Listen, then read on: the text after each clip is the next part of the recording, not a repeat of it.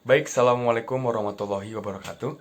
Perkenalkan, nama saya Adam Faza Gimnastiar dengan nomor induk mahasiswa 11840205, dan kebetulan pada hari ini saya akan menjelaskan sedikit tentang materi dari esensi Al-Quran, yakni Al-Quran tentang tanggung jawab sosial. Jadi sebagaimana kita tahu ya, kalau tanggung jawab sosial ini adalah hal yang penting untuk ditanamkan di setiap insan manusia.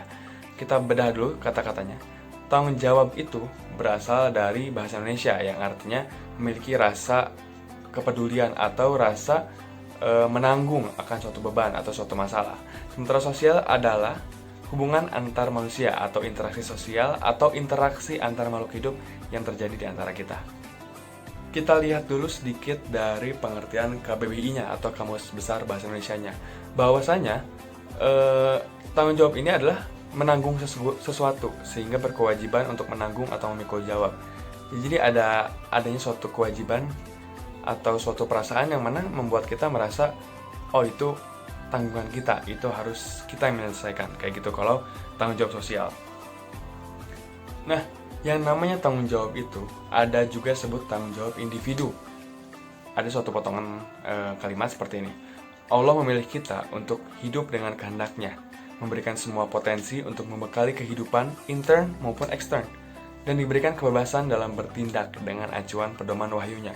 Dijelaskan juga ada 3 potensi manusia. Yang pertama adalah nafas atau nafsu, kedua adalah akal, dan ketiga adalah hati.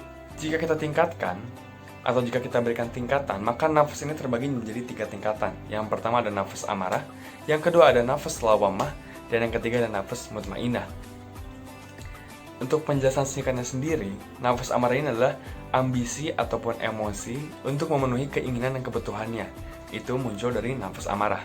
Sedangkan nafas lawamah adalah jiwa atau hati yang sadar secara moral untuk berjuang meraih kebaikan dan menolak perbuatan kejahatan. Sementara nafas mutmainah adalah jiwa yang selaras secara sempurna dengan kehendak Allah Subhanahu wa taala yang ridho pada ketentuan Allah. Itu nafas mutmainah. Sebenarnya jika diteliti lagi masih banyak sekali untuk pembagian nafas. Yang pertama misalkan kita sebutin aja ya, ada nafas amarah, ada nafas lawamah, dan nafas musawalah, nafas mutmainah yang tadi sudah kita sebutkan, ada nafas mulhimah, ada nafas radiyah, ada nafas mardiyah, dan ada nafas kamilah. Sementara tabiat manusia terbagi menjadi 4. Yang pertama ada tabiat bahimiyah, yakni watak binatang jinak. Kedua ada tabiat sabuiyah, yakni watak binatang buas. Dan juga ada tabiat syaitoniyah, atau watak syaitan, dan tabiat rububiyah, yang ini diwarnai dengan sifat ketuhanan. Mengacu pada topik utama kita, yakni tentang esensi Al-Quran, maka rasanya tidak lengkap jika kita tidak menyisipkan ayat Al-Quran mengenai tentang dalil tanggung jawab. Ini adalah salah satu dalil tentang tanggung jawab individual, yakni Quran Surat Maryam ayat 93 sampai dengan 95.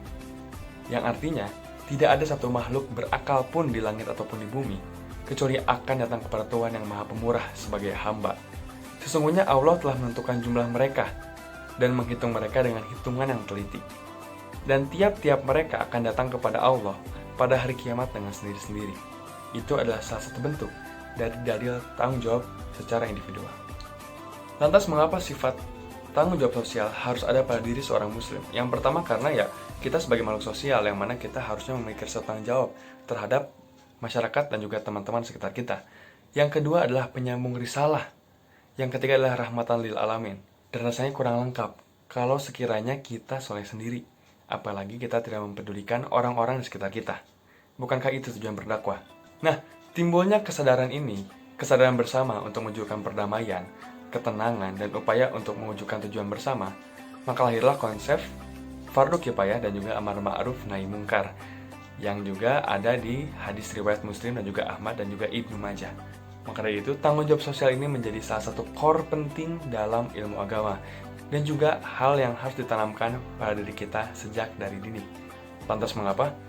Karena sesungguhnya seorang muslim ini memiliki tanggung jawab atas dirinya dan juga atas kawan-kawannya serta saudara-saudaranya. Diperkuat lagi oleh ayat Al-Quran lainnya, yakni dari Quran Surat Ar-Ra'd ayat 11 dan juga Quran Surat Al-Anfal ayat 25. Quran Surat Ar-Ra'd ayat 11. Allah tidak akan mengubah apa yang ada pada suatu kaum, sehingga mereka mengubah apa yang terdapat dalam diri mereka. Bisa kita bilang kalau keberadaan suatu masyarakat itu tergantung pada akhlaknya, karena suatu masyarakat atau suatu golongan itu akan dianggap ketika mereka berakhlak, ketika mereka peduli pada orang lain, serta ketika mereka berperilaku baik. Sedangkan, jika kita dalam suatu sistem masyarakat yang bisa kita bilang tidak berakhlak, apakah kita hanya akan diam? Tentu saja tidak, karena masyarakat atau kaum yang tidak memiliki akhlak, maka mereka juga akan binasa keberadaannya. Maka dari itu, untuk menghentikan itu, kita harus memiliki rasa tanggung jawab sosial yang mana akan mendorong kita untuk membantu serta mengarahkan saudara-saudara kita ke jalan yang lebih baik. Cukup sekian materi esensi Al-Quran mengenai Al-Quran tentang tanggung jawab sosial. Semoga bermanfaat. Terima kasih. Saya pamit undur diri. Assalamualaikum warahmatullahi wabarakatuh.